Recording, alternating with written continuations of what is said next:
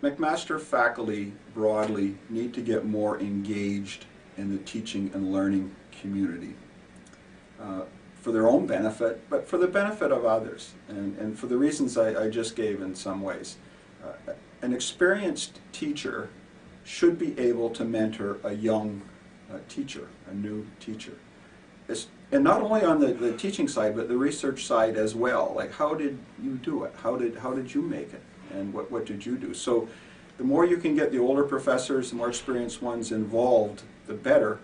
They will also learn about teaching by participating in this. And I think that's really where we need to do a better job at McMaster, and that is to maybe broadcast what it is we do in the CLL and other parts of the university where teaching and learning is, studied, say, and get more engagement from the broader faculty. I think as they get engaged, they will also become more interested in teaching and learning. But the real advantage, I think, for the institution is to take advantage of their experiences.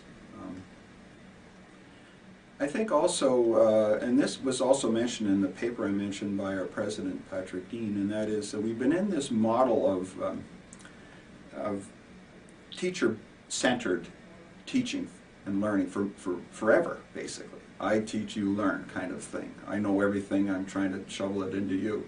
When we talk about a student-centered university, I think what that should mean is that the student, the learner, is at the center. We ought to be concerned about the learner, what's best for the learner. I think by getting engaged, perhaps professors of all stripes will maybe be able to understand what is best for the learner. So standing up in front of a classroom with 500 people in it and mumbling into a microphone is probably not the best way to teach. I think by getting engaged then in teaching and learning activities, you can discover other ways to do it. Often you'll hear, well, I have to have 500 students, how can I use these techniques? How can I use inquiry-based teaching? How can I use problem-based learning? How can I use problem-solving techniques? And there's been a lot of work done in this area, and indeed there are ways to engage many, many students in a classroom. But the professors have to want to do that. You have to get them into the tent, so to speak. So that's where I would like to see more help from broad professoriate. Sorry.